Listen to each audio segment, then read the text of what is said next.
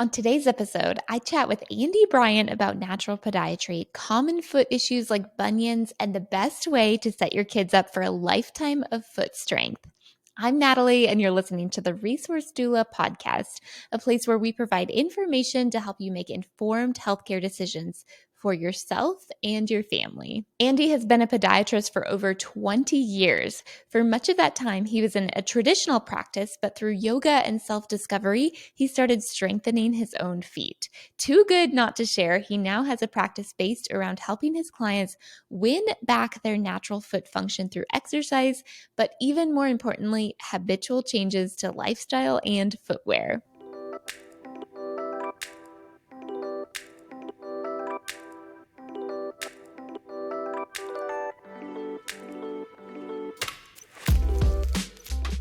Hey, Andy, welcome to the show. Thanks for having me, Natalie. Absolutely. Okay, I'm really curious. I want to start out asking you, what made you want to be a podiatrist in the first place?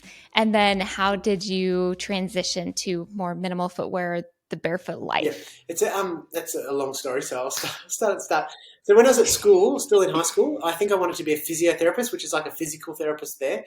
But it took a lot of high marks, and so I don't think I had those marks, to tell you the truth. And then I did a work experience, so we go and sit in with a physical therapist, and there was a podiatrist there as well. And she's like, "Oh, come watch this. I'm doing a toenail surgery, which is where you dig out an ingrown toenail." And I'm like, "Oh, that's amazing." So then I was kind of fascinated by that and went into podiatry at university as well. And it's different here compared to the States. We do it's more like an allied health compared to being a doctor, so more like a physical therapist. But while I was studying it, I'm like, I don't think I really want to do this. But I noticed that I enjoyed teaching other people. And so I did my honours, which was sort of a research and clinical-based honours where I got to teach the undergraduates. And I really enjoyed that. But then I started also working and enjoying working and earning money, I guess. And before I knew it, I was in a partnership for like nearly 20 years of very mainstream podiatry. And that was, we had our own little orthotic lab. We did all the normal podiatry things. And then I was a serious cyclist and I had a few concussions from falling off. And I wasn't allowed to ride anymore, so I went to a yoga class. I don't even know why. I just went there for exercise. Someone had said, "Oh, you should go." And, apart from all the other benefits of doing yoga regularly, I noticed that my own feet were getting stronger. I had a big running background and been in orthotics for 20 years myself, and I had a lot of ideas around why I needed them and what all that meant. But just noticed that my own feet were getting stronger. I was also starting to go to the gym for the first time in years, and people were training barefoot there, and I was questioning all this type of stuff, and I was still just doing mainstream podiatry, and then just thought, well, why can't I get my clients to have stronger feet rather than supported feet? And that probably was the trigger for me leaving that business partnership because that wasn't going to change there. And so I went out on my own, and that really just opened the floodgates for me to be able to practice as I want to. And so for the last 3 years, I've just been practicing as I want to as a natural podiatrist, or a podiatrist that promotes less is more, like trying to get people moving down to wearing less on their feet and strengthening their feet, rehabilitating their feet as you would any other part of the body. And so it's just been this natural progression from like one extreme to almost the other. But I think I probably even to start with went into this extreme of like everyone has to be barefoot. And now I'm coming back to meeting them where they're at, so I feel like I'm becoming a better practitioner. And almost full circle, that's the point of telling you about that education stuff at the start. I've just started something called the Better Foot Project, where a physio here in Melbourne as well, and she's really focused on feet, teaching other allied health professionals how we look after feet, because it's really poorly done. And so we're starting up a course. So I'm going back to being that educator. That's just going to be on weekends, but who knows where that might lead me. Yeah. And most of my clients now, most of my work is educating people as to how to be or what to do, as opposed to them relying on me. So I do feel like I've come that full circle, and I'm back to being an educator more than anything else. Yeah. I think that echoes, I've had a lot of different practitioners on this podcast, and most of them are kind of focused around the perinatal space, where they have clients who are pregnant or Yeah. postpartum, and they are transitioning into more of the education, like having the client take more responsibility for their health. And I think that's a huge trend with just wellness in Yeah. general right now in the world. Do you feel like it's more common for natural podiatry and foot focused people in Australia versus the US, Oh, or is no, I that don't think so. just Not at all. But I think it's more common okay? for people to want to be looking after themselves. And so I deal with clients that want to, that are motivated to look after themselves. I don't deal with the ones that want a quick fix or that want me to manipulate their feet or to rely on an orthotic. And so you definitely have Mm-hmm. a market or a type of client, but that space is growing, as in most people, a lot of the public are more aware to wanting to do it themselves or be not Mm-hmm. reliant upon a health practitioner. Here in Australia, as podiatrists, where there's a huge reliance upon the orthotic and orthotic income, and so it's definitely not the case that there's more natural podiatry here than, like, I could name on one hand how many natural podiatrists there are in Australia, or maybe two hands if you're lucky. Okay. But in the States, it's probably quite similar, and maybe it's a chiropractor or a physical therapist that's doing the work that I do. Um, and there's like two podiatrists that I can think of that might practice like I do, which is a bit sad because in the States, there's a big um, surgery and orthotics are the big part of podiatry, and but Yeah. the guy that I'm thinking of is Ray McClanahan. He's devised these things called correctos, which are toe spaces, and Oh yeah. he's been trying to do this for like 25 years and trying to encourage other people to do it, and he's just been just so patient, and now that people are on board with this, I can just imagine how excited he is. But he's also very understanding that it's a very long, slow burn because he's been trying to do this stuff for 20 to 25 years, and he's got a great practice set up around it. So it can be done. Yeah. Mm-hmm. I think it's hard to convince anybody that they need to work if they're expecting just passive modalities or passive 100%. treatment, Yeah. Yeah, that's right? right. Yeah. And so, Yeah. like, an example of that is that I would explain to someone, I could manipulate your feet or give you a massage and you'd feel better and be like, oh, that made me feel better. And then you'd want it again next week, and then you'd have to keep coming back every week. Or I can teach you how to do it yourself, and that's far more powerful. So that's what I do. Yeah. Yeah, amazing. I'm glad that there are people like you who want to do that. I think there's less money if we're talking business wise Yeah. in maybe, I don't know. I'm not, Yeah. I'm speaking for myself. If I were to give somebody like done for Yeah. them programs rather than empower them to create their own programs as an exercise Yeah. physiologist, right? And teach them how to Yeah. exercise, then they rely on me forever and ever, and I get more income Yeah. that way versus like go and do your Yeah, but thing. I think So that people are more likely to talk about you if you've empowered them to look after themselves and be more positive about that. So I say that I'd rather 100 clients that I see once than 10 clients that I see 10 times over. And I think that's a better business model as well, because you've empowered 100 absolutely. people that are going Yeah. to talk about you. So you're going to have this bigger spread. If you lose one of them because of whatever, because they move away or whatever, you've only lost 1% of your clientele. If you lose one of the 10, you've lost 10% of your clientele. Um, and there are osteopath and some podiatry practices here as well, and definitely chiropractic practices that are all about coming back over and over again and buying into that model of care. And like, I am the opposite of that. Hmm. Like, I do get people in for reviews, Yeah. especially if we need to progress their exercises. That's just to be expected.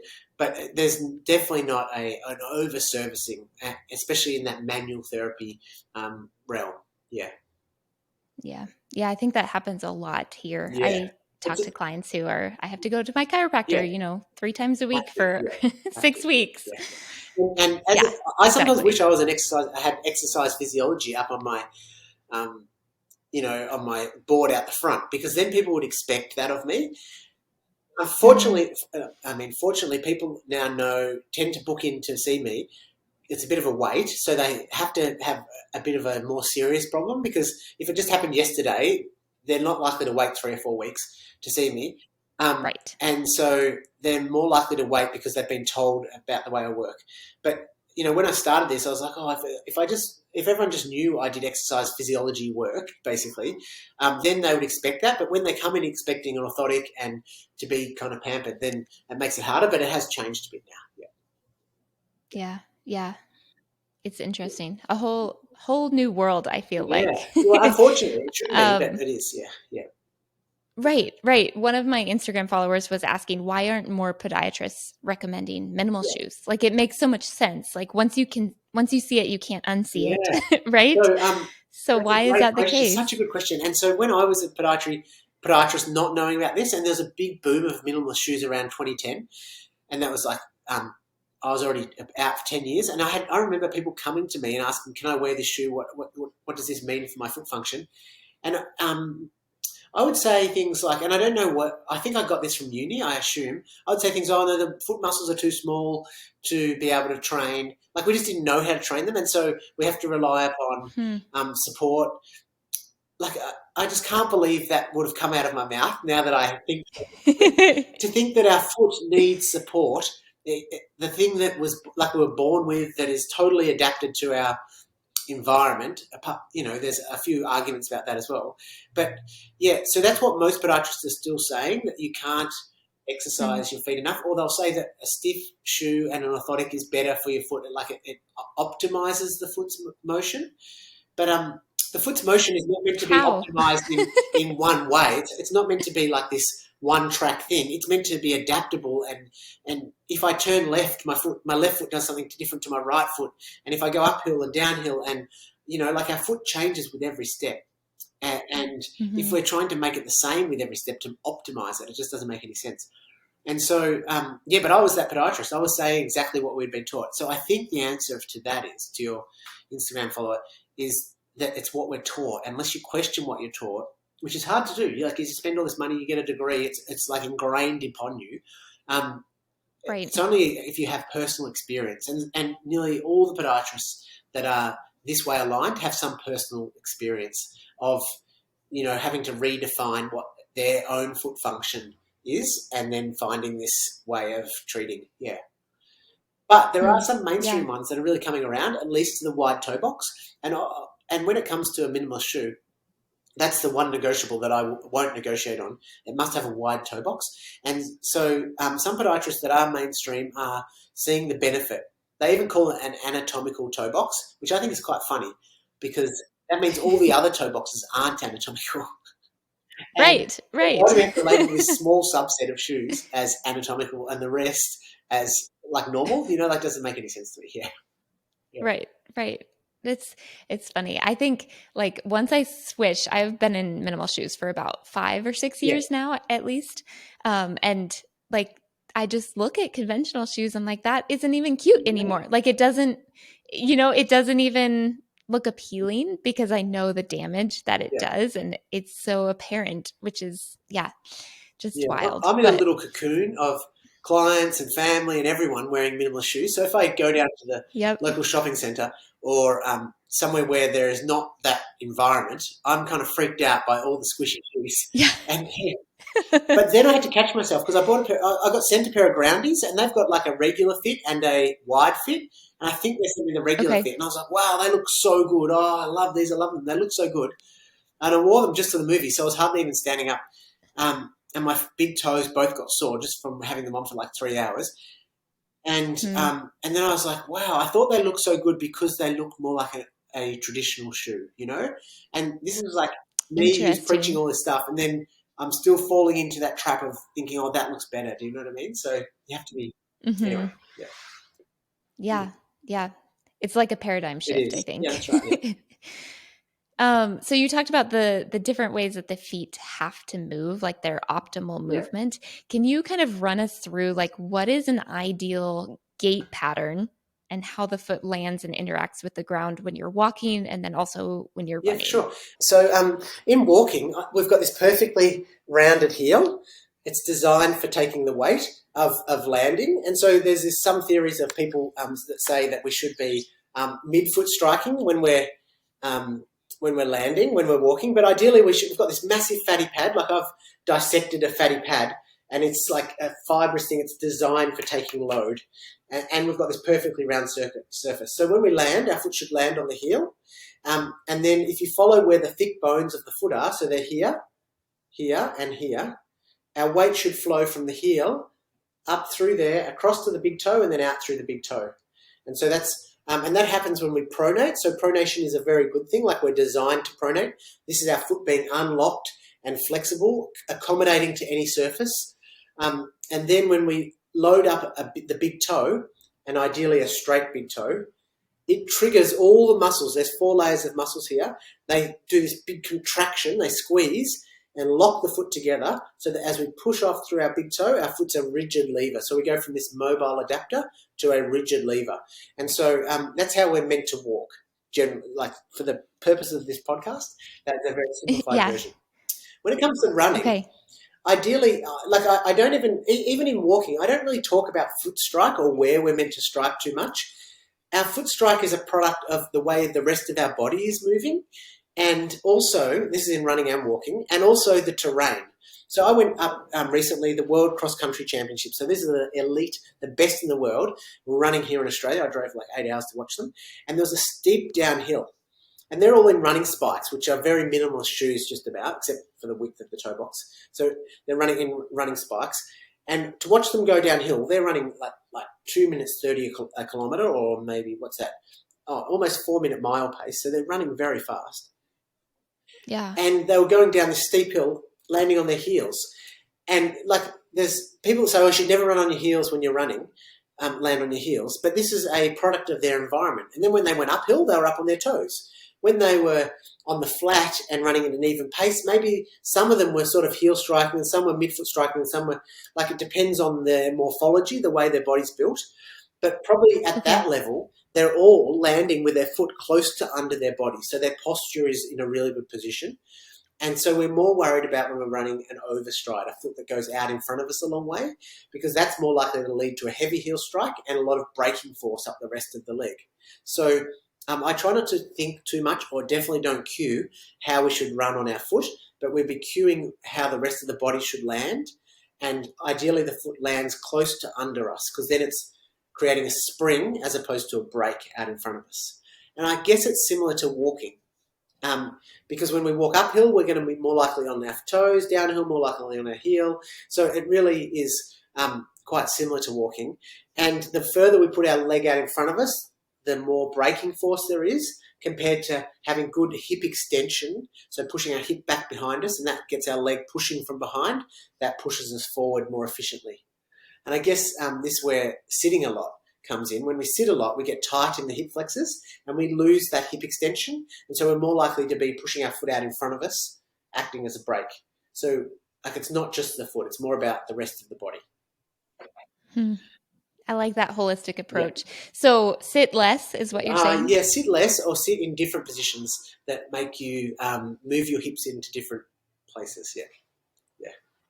And then, so if somebody is like, oh, I always have tight hip flexors and I can't seem to get my glutes to engage, what would you tell them? I would tell them to, let's have a look at your environment.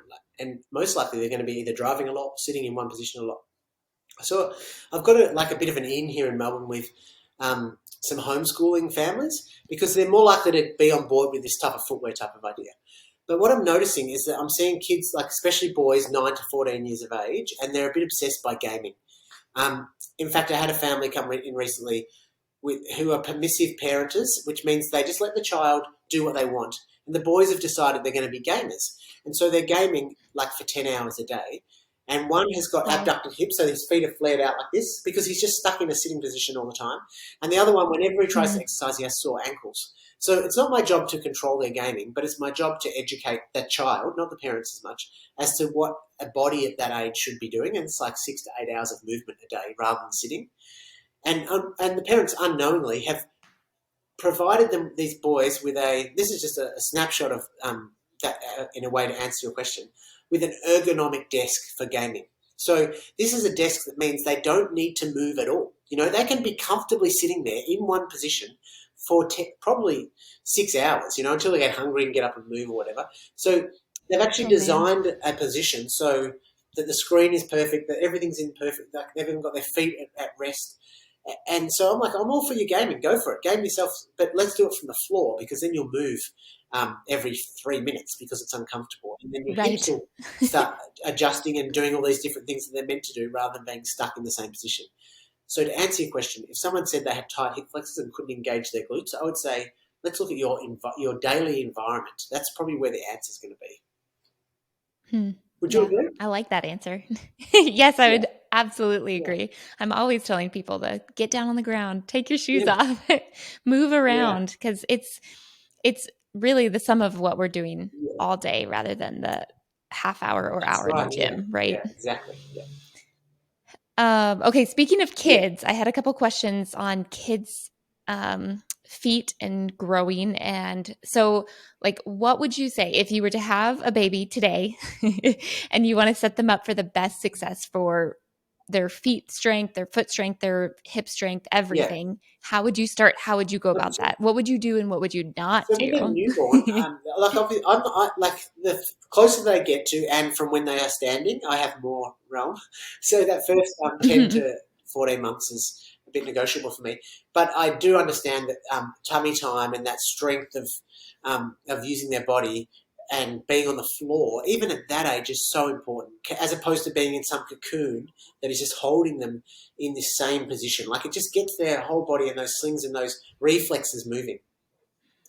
And so that's till then. But once they start walking, and we're lucky here in Australia, we get sent to a maternal child healthcare nurse, which is someone you visit every month to start with, and then every 2 months and every 3 months until the child is 4. And so when the child starts, Wow. it's a great service, it's a community service. And when the child starts Yeah. walking, the message that the paediatricians, these maternal child healthcare nurses, everyone gives is that the shoe that if you're going to put a shoe on a child, it should be a wide, thin, flat, and flexible shoe, a shoe that just mimics them being barefoot, because this is best for increasing proprioception. That's our ability to know where we are in space. Our muscular strength and bones within the foot and the rest of the body, our balance, all these types of things are benefited from wearing as little shoe as possible when someone starts walking. So that's what I would definitely advocate. I would not advocate any exercises or any like making a child do anything. And if your child is late walking but crawling really well, that's probably a good thing. Like, it's like we really want to encourage children to develop at their natural rate rather than pushing them to do stuff. Like, I see parents that are lifting their kid up and holding them, getting them to stand early, and then they're worried that their feet are all over the place. It's like, they're just not ready to do that. They'll do that when they're ready. Just if you give them the Right. opportunity and the play. So definitely not exercises. I don't advocate for any exercises for that age. And then so that's footwear and movement. And then what happens here in Australia, and I'd say it's similar there, is they go off to kindergarten or play school or play group or whatever, and kids get put into their little Nikes, their little Asics, Adidas, the trendy shoes. This is immediately putting a heel on the shoe. It's putting a squishy toe. It's putting a big cushion, which is like putting sunglasses. Instead of putting sunglasses on to protect from the sun, it's like putting a blindfold on. Or expecting your child to learn how to speak if you put earmuffs on them the whole time. You are just basically doing a big noise canceller on the sole of the foot. And so then the body is not getting this ability to react to its environment. And that happens here, I know, from about 3 or 4 or even younger. And then we wonder why we have foot problems for the rest of our life, when you're basically taking, and other musculoskeletal problems. Like, it can't be good for a developing knee to be in a heeled shoe that tips the whole body forward and you have to push your knees back. So that's my take on kids. Like, it's the easiest time to put them in the correct footwear, because they're not used to anything else. In fact, they hate having any cushioning on there, because they want to feel the ground intuitively. And then, like, my kids were lucky; they got into something called Tiptoey Joey, which is a brand from here in Australia and Brazil, because I knew that as a podiatrist. But then, once I saw their feet rolling in at 4 and 5, I put them in orthotics and stiff shoes. I'd send my wife to the shops and say, make sure the shoe is stiffer here and only bends here. That's all I knew. But when they're now 13 and 15, so when they were 8 and 10, I just dump I used to make their orthotics for them. I just, like, you're out of them. We had a holiday where they were barefoot all the time. Their feet still don't look ideal, but the way they look doesn't matter. Like, there's no research to say that a foot that tips in or has a flatter arch than the next foot is going to be any worse off than the foot that looks normal, because there's no such thing as normal. And there's no research to say that putting that orthotic or that stiff shoe is going to prevent them from having issues down the track or in any way, shape or form. So I just did this big turnaround, and at 8 and 10, my kids just got used to minimal shoes immediately. And most kids would. Like, they don't need to be transitioned. They just go like that. So if your listeners are going, oh, my kid's been in a heeled, cushioned, stiff shoe for 4 years, it doesn't matter. It's such an early phase. I think once you're 20, 25, you might find it harder to transition because you've been in it for 15 to 20 years. But right. Yeah, that's when I think we start seeing problems. While they're still growing, they're easy to adapt. Yeah. That's good news. That's awesome. I'm amazed that the nurses and the pediatricians are encouraging the minimal footwear for kids. Yeah, until they're 3 or 4, and then they change the tune. They need support. Yeah. Here, it's like put them in shoes as soon as you want support to. Straight away. Yeah, there's not like instruction on to keep them in minimal footwear, which is sad, but hopefully we're changing that. I did have a question about socks specifically. Does sock wearing limit movement with adults and especially babies and kids? I think for babies it definitely does. They don't have bones in their feet, they're just cartilage. So if you're putting a tight sock on, this is not helpful for the way their foot moves. So if you're going to put a sock on, which is reasonable, especially where you live, you want to stretch the sock out first and make sure it's got some room to play. So you don't want a tight sock. I personally wear toe socks, which is and once you start wearing toe socks, it's very hard to go back because everything else feels constrictive. The other option is to wear toe spaces under your normal socks, even just a few times, just around home, and then your normal socks get a bit stretched and then there's more space. I think socks we are resilient bodies, where our bodies are resilient. They can do a lot and put up with a lot, but I still don't think any clothing should restrict our movement. Like, if I have to wear a shirt that means I can't put my hand above my head, I feel restricted. If I have to wear that all the time, my shoulder would end up being restricted. So I can still do it, but I'd rather wear clothing, socks included, that let my feet and body just move the way it's meant to. Amen to that. Yeah. I think about all of I'm speaking for women specifically, but we tend to get the tighter shoes, right? The more narrower shoes, the more restrictive clothing in general, whether it's dresses or workout gear, right? Like all of the tight tank tops and leggings. And I just think, like, my brain goes to, like, what is that doing to the pressure in your abdomen and your pelvic floor? And what is that doing to your feet? Yeah. And so, I'm all for freedom of movement in clothes. I used to go to work in a shirt and pants and a heeled stiff shoe. And now I'm like, if I just wear shorts and a t-shirt the whole time. If people don't think I'm professional, I think I make up for it by being professional in other ways, so it's fine. Yeah. Absolutely. Yeah. Okay. Something you said gave me another question. So there was a question about maybe a kid who's having trouble walking. So they should be quote unquote, be walking. And the general advice is to put them in more solid shoes that have a toe lift at the front to help them kind of learn to walk. What would you recommend in that situation? It depends on their age, really. Like, if they should be walking by 18 months of age, it's probably right. They probably should be walking by then. And I think to look at it locally by changing their shoe is probably missing what's actually going on. There could be so many other different things going on, and so you've got to get to the core of that. I had a client who had a stroke when she was about 18 months old. Oh, wow. And so she had to relearn to walk. This is a really good example. It's probably the best time in your life to have a stroke, just about, because your neurological system is still quite underdeveloped and you've still got so much growth stuff going on that you're going to catch up pretty quickly. And so the physical therapists and the occupational therapists were all about putting her in braces and stiff shoes because she had a bit of a foot drop, like her foot wasn't. And And Mum was like, oh, I don't think this doesn't ring true for me. So she sought me out, and we got her doing not foot exercise, but being barefoot. She lives near the beach, so just like playing barefoot, being in barefoot shoes, and what we see now, because she'll always probably have this damage to some extent. What we see mostly now is over summer when she can be really barefoot a lot and moving her whole body a lot. Her movement is so much better than over winter when she's in more of a closed-in environment and not moving. And so we're seeing, and maybe as she gets older, it will flatten out a bit because she'll be doing activities during winter a bit more and a bit more resilient. But that was a great example of, if you're going to get something stronger, we should expose it to something that makes it stronger rather than something that stops it moving.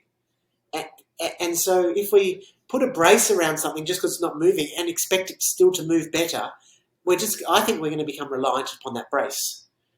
Another example is a 6-year-old with a diagnosed hypermobility disorder, but unusually has really high arch feet, and came to me after being in the public system with at the children's hospital with orthotics, and the mum had been doing really well with exercise for her same hypermobility disorder. And said, oh, my daughter's in orthotics. Should she need to be? Like, if she's like me, shouldn't she be benefiting from exercise?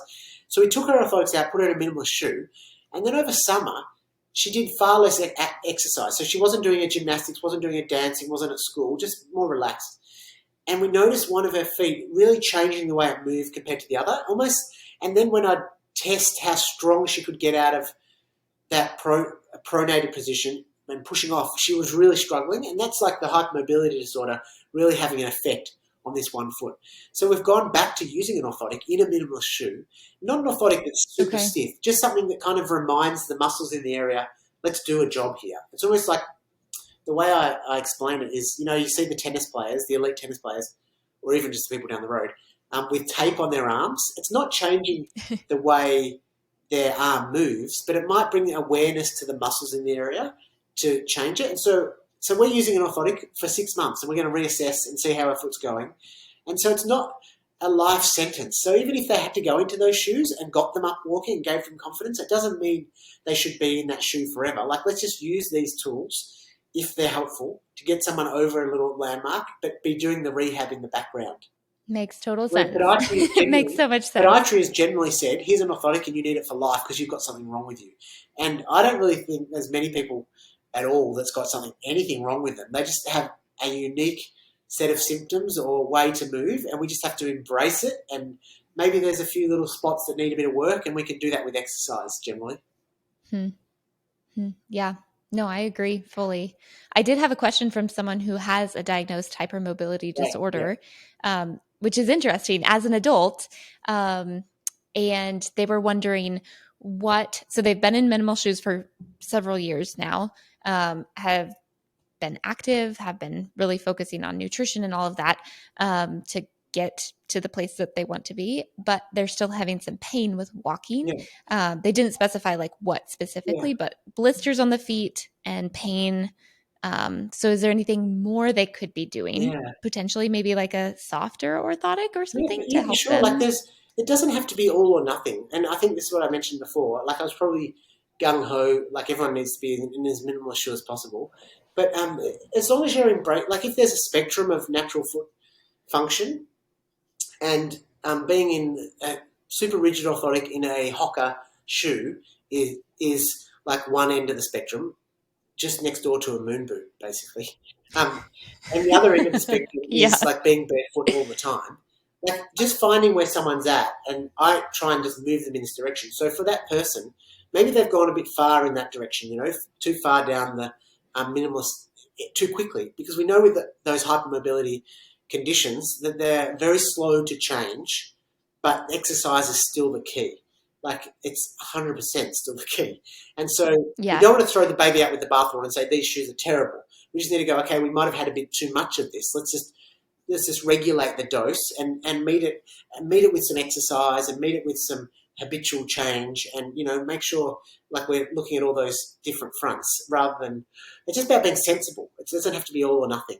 Yeah, and that person may never get to, a 5K barefoot walk on the beach, but and that's okay as long as they're okay with it. If they want to get there, they can. I think if people are driven, like people come and say to me, I want to run a marathon barefoot. I'm like, okay, if that's what you want to do, these are the hurdles we have to cross.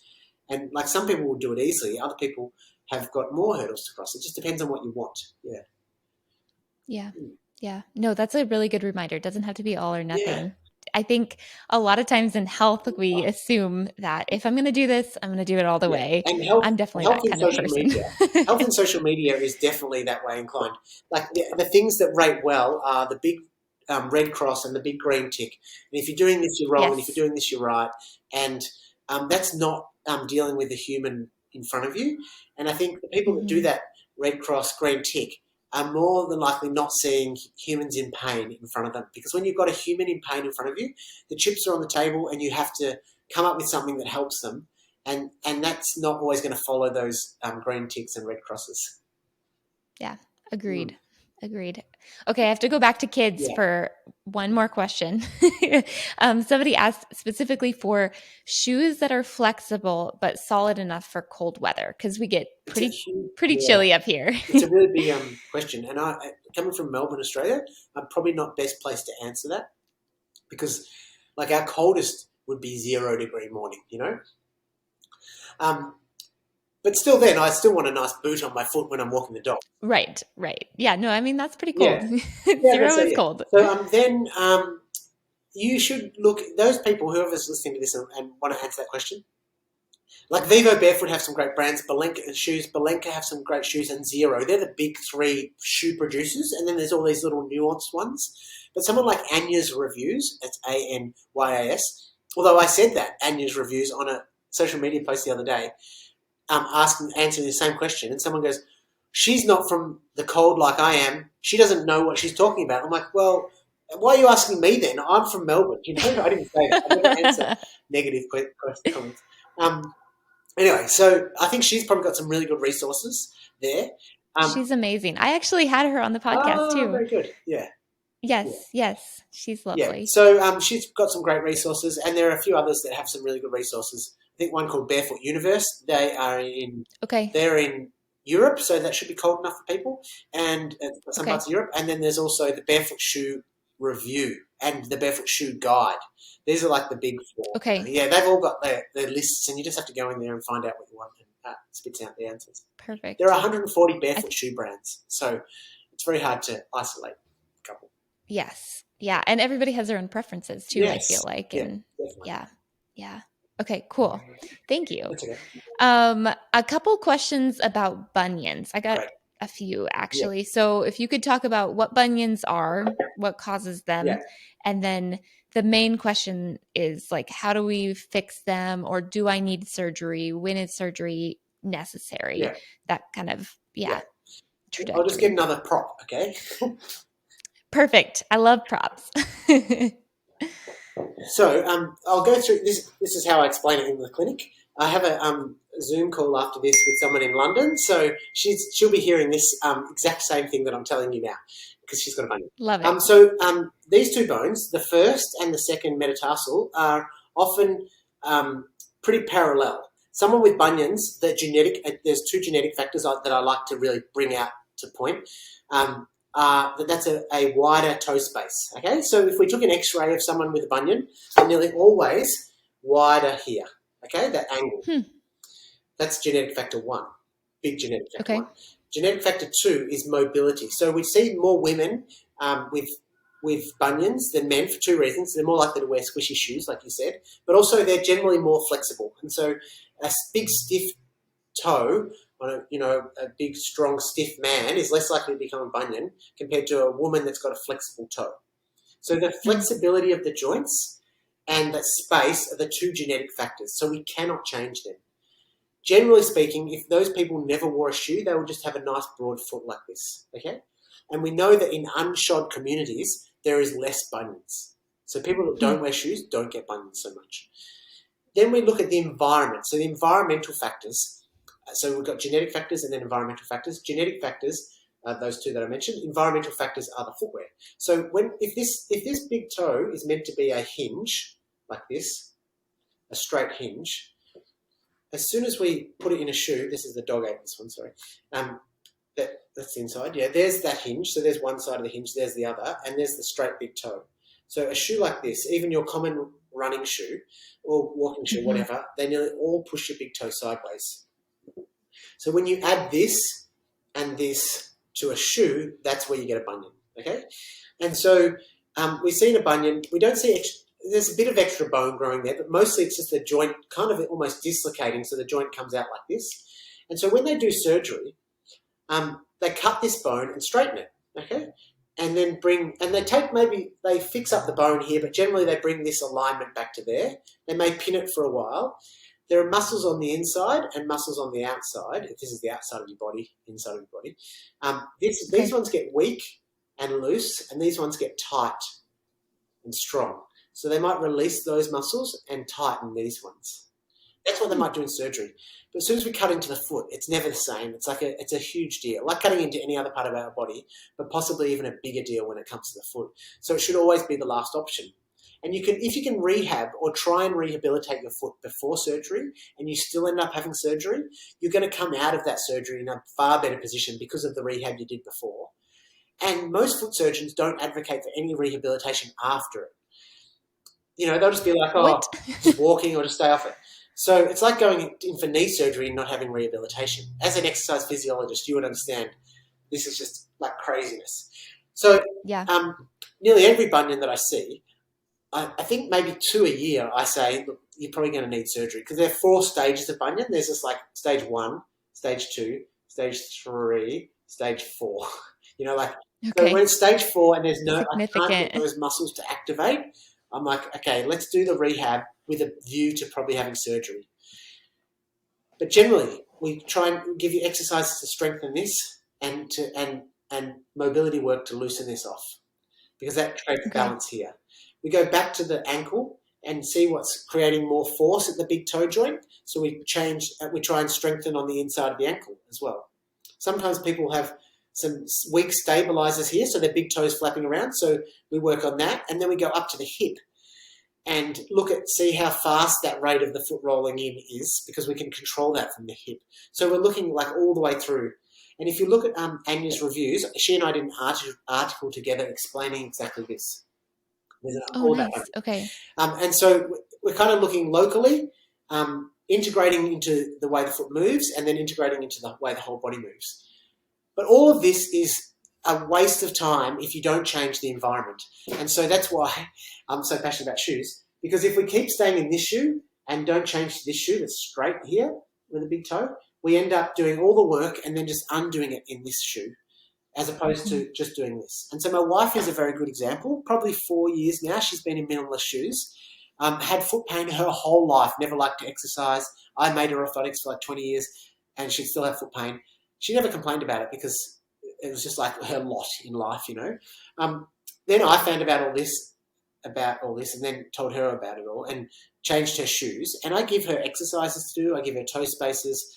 I give her mobility work, footwear, and she does none of it except for the footwear. Like not one single exercise. Never, I put the toe spaces on her for her. Oh no, get them off. Not one thing. She wear toe socks now, but only changed her footwear, and we've seen like a stage 2 become a stage 1 and be far less painful. Unlike if she does a lot on her feet, they'll still get sore, but far less compared to what she used to deal with. Just because of change of footwear, because we changed the environment. So she's got those genetic factors. If I look at her mum and her dad, they've got similar feet. But when you take away that environmental factor, it makes a huge difference. And a funny story about that, she went out with her friends, and they're kind of close friends, but not that close. And she probably wanted to look a certain way because she's going out with people she wasn't totally comfortable with. And so she put her old boot on, which was a heel like this and squishy like this. And she got from the bedroom, which is one end of the house, to the front door, and then she took it off. She's like, I can't do this. And she put her grannies on. Yeah, so... amazing. Yeah. Aww. So there you go. I think that's a pretty good summary of bunions. That was amazing. Yeah. I do have one question because a couple of people asked about pinky toe bunions. Oh, yeah. So bunions on the outside of the foot. Yeah, so is that basically a similar thing? Bunion. It's like that bit there. This bit here. It's called a tailor's bunion because tailors used to sit with their feet this way to do the mill, and they'd get this tailor's bunion. And so it's the same effect. It's not as debilitating because we don't need to use that joint as much as we need to use this one.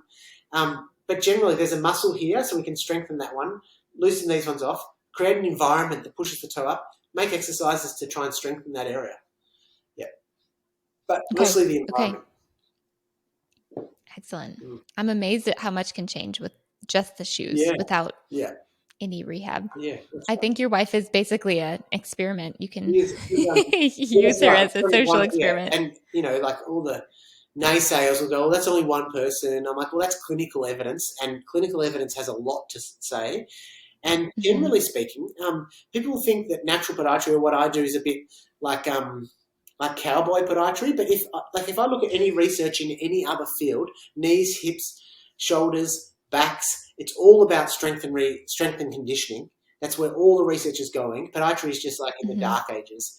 And so I don't have any problem practicing the way I do. If anyone ever said, oh, you're negligent, I'd be like, well, here is the body of evidence that suggests that it can be transferred over to what I do. It just doesn't seem to pay as well, but I just charge a lot for my time and have a lot of clients because I have a broad spread of word of mouth because people like what I do. So it does pay as well in the end. Yeah. Okay. That was amazing bunion summary. I learned some things. So can you tell us some of your favorite resources? So if somebody wants to learn more, and you could pump your own Instagram account and all of that as well, but what do you like to refer to for people to learn? I really like, so I think social media has been a wonderful advocate for this movement. But you kind of have to wade through some of that black and white stuff and realise that there's a bit of grey in there. My account, I would say, is pretty up to date and reasonable, and quite. I really do cover myself. I never keep it black and white now. That's just my name and Podiatrist. Anya's account is really good in terms of footwear. Like, highly recommend that. Gait Happens is another one. That's I think I mentioned before. That's like that higher level, like really more intense scrutiny on the way someone moves, but that's super interesting for people. And then you can also look into like Vivo Barefoot and Correct Toes. They've got really good resources for this type of thing. Yeah. I was going to say something else as well. Oh, there's something called the Healthy Feet Alliance, and that's like a group of us that have come together. I don't know who started that, but they've got an approved practitioners list.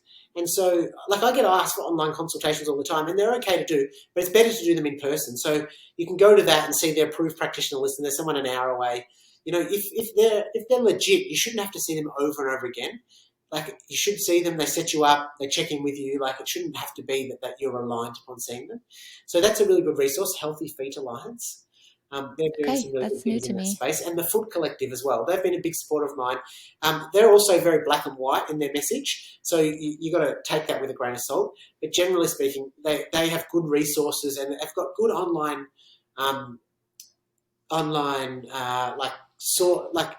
exercise things to do for your feet. And the last one I should mention is Lillian Holm, Holm. She's called a hypermobility doctor. Do you know her? Anyway, so I actually do. Yeah, so she's amazing. Yeah. For because I do deal with a lot of people that are hypermobile, and even just to give them a sense of they're not the only one dealing with this sensation that's going on in their body, and that level of pain and that constant reminder that they have that condition going on. So she's got a great Instagram page, but also her blog as well is really good. I just send people there rather than me explaining all that pain science type of stuff. Yeah. Amazing. And I'll link all of those in the show notes so everybody can find those easily. Okay, I have 2 questions that I ask every single guest. We'll wrap up with those. So first one is, what's your number one piece of advice for our listeners? What do you want everyone to know? Can I give you 2 things? Yes, you can. It doesn't need support, generally speaking. It can support itself. And to take your shoes off and not be scared to go barefoot. Succinct and beautiful. Yeah. I love it. Okay, second question is, what is your favorite wellness habit that you incorporate into your own daily life? Almost constant movement, as in I hardly ever sit still. And it's not like I'm being busy or moving vigorously, but I'm moving very regularly from one position to the next. And I combine that with a nap nearly every day. Amazing. It's like 10 to I'm going to 15 adopt that. 10 I to, love yeah, naps. naps about 10 to 15 minutes of napping most days. Okay. Yeah. And if you are not watching this, Andy has been on the floor this entire Yeah. podcast Moving recording. around. He's been moving Yeah. around, doing different shapes with his hips, sitting in different positions. Yeah. He's really truly practicing what he Yeah. preaches. So, okay, can you tell us one last time where listeners can find you online, what you offer if you do any Yeah. Yeah, online sure. services, and then Yeah, so on Instagram, I'm Andy Bryant _ podiatrist, and I do online, but I mostly try and find someone near you for you. So you can always just shout out, and I'll just lead you to a list of people that might be near you. And then, but some people are a bit far away from that, so I do online consultations, which work pretty well. To tell you the truth, I do a movement screen and get a full history, and then we just chat like you and I are now, and come up with that type of thing. I work in Melbourne, Australia. I work out of a little practice called Mount Waverley Podiatry and Melbourne Natural Podiatry.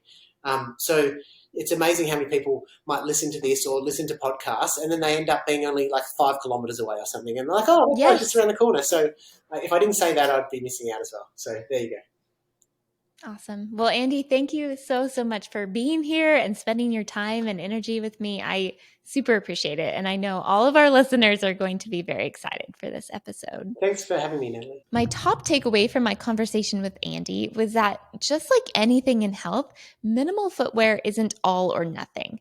I know I definitely need that reminder often in my life, as I like to do things only 100% or not at all. I really appreciate his practical approach to foot health, as well as his love of educating his clients and online audience as well. So if you don't follow him on Instagram, be sure to remedy that as soon as you can. I've linked all of the resources he mentioned, as well as his site and social pages for you to follow in the show notes for this episode. Please remember that what you hear on this podcast is not medical advice, but remember to always do your own research and talk to your healthcare team before making any important decisions about your wellness. If you found this podcast helpful, please consider writing a 5-star review in your favorite podcast app. Thanks so much for listening. I'll catch you next time.